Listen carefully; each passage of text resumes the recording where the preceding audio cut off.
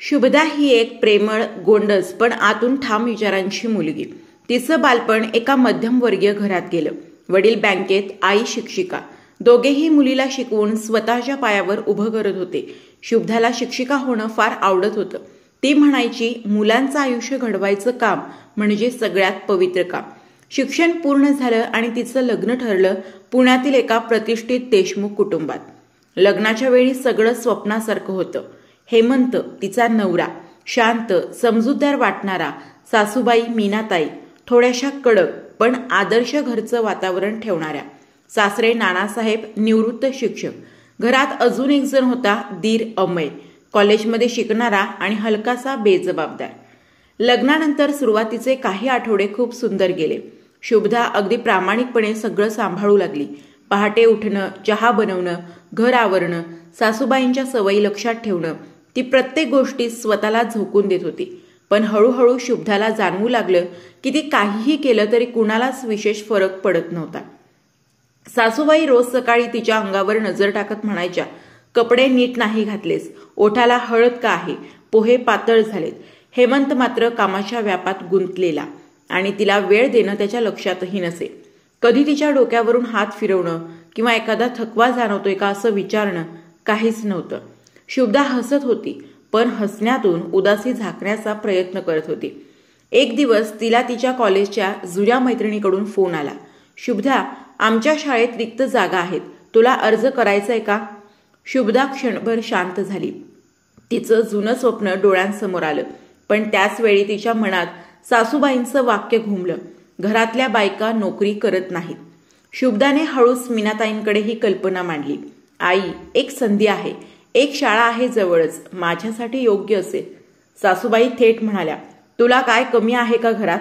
इथे एवढं काम आहे, बाहेर जाऊन लोकांच्या मुलांना शिकवशील आणि आमचं कोण बघणार? शुभदा गप्प झाली. तिचं मन सैरभैर झालं. घरात असं काहीही ठरवायचं झालं तर फक्त तिच्याकडून अपेक्षा, पण तिचं मत, तिची इच्छा. त्या रात्री तिने तिच्या आईला फोन केला. रडवेल्या आवाजात ती म्हणाली, आई, मी इथे आहेत, पण माझं काही उरलेलं नाहीये. मी फक्त घर चालवते, पण घरात कुणी माझ्याकडे माणूस म्हणून बघत नाही.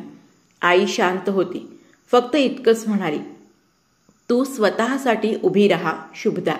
घराचं मोल हे तिथल्या स्त्रीच्या आत्ममूल्याने ठरतं.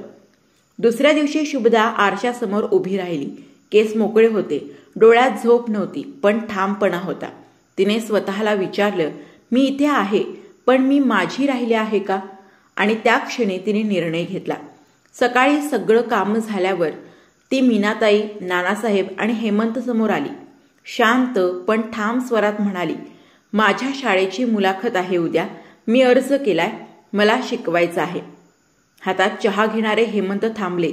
सासूबाई ओरडल्या, हे काय, असं एकटीने ठरवून सांगतेस? आमचं मत विचारायचं नाही? शुभदा म्हणाली, मी आजवर सगळ्यांचं ऐकलं, पण माझं काही ऐकून घेतलं गेलं नाही. मला शिकवायला आवडतं, मी शिक्षिका आहे.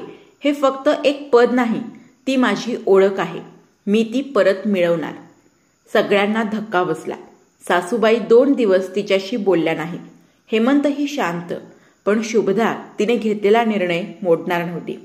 ती शाळेत जाऊ लागली. पहिल्या दिवशीच तिला एका मुलीच्या डोळ्यात आश्चर्य दिसलं. मॅडम, तुम्ही अगदी आईसारख्या दिसता. त्या एका वाक्याने तिचं संपूर्ण श्रम फळाला गेलं. घरात हळूहळू बदल घडू लागले. नानासाहेब म्हणाले, मीही शिक्षक होतो. मी जेव्हा मुलांना शिकवायचो तेव्हा असंच वाटायचं की हे भविष्य आहे. शुभदाला पाठीवर थोपटून त्याने तिच्यातील ठामपणाचं कौतुक केलं. एक दिवस मीनाताई स्वयंपाकघरात गडबड करत होत्या. शुभदा वर्गातून येताच म्हणाल्या, थांब, तू बस, आज पोहे मी करते. तेव्हा शुभदाला जाणवलं की तिचा निर्णय हे केवळ तिचं अस्तित्व पुन्हा मिळवणं नव्हतं, तर या घरालाही आरसा दाखवणं होतं. शेवटी एक दिवस शाळेत पालक दिन होता. स्टेजवर शुभदा उभी होती. मुलांच्या भविष्यावर ती बोलत होती. तिचं भाषण संपल्यावर टाळ्यांचा कडकडाट झाला. तिने स्टेजवरून पाहिलं. समोर मीनाताई बसलेल्या होत्या. डोळ्यात कौतुक होतं. घरी आल्यावर हेमंत पहिल्यांदा तिच्या हातात हात घालून म्हणाला, मी खूप उशीर केला, पण मी तुझ्यावर खूप अभिमान घेतो. शुभदा हसली आणि म्हणाली, कधीच उशीर होत नाही, जर समजूत वेळेत आली तर. आता शुभदा फक्त देशमुख घराण्याची सून नव्हती, ती त्या घराचा आत्मा होती, जिने स्वतःचा आवाज, स्वतःचा आदर आणि कुटुंबाचं मन जिंकून दाखवलं होतं. अशा निर्णयांनी घर जपलं जातं आणि माणूस म्हणून स्त्रीची ओळखही टिकून राहते. सुनबाईचा हा निर्णय ही फक्त एक कथा नाही, ती असंख्य स्त्रियांचं वास्तव आहे.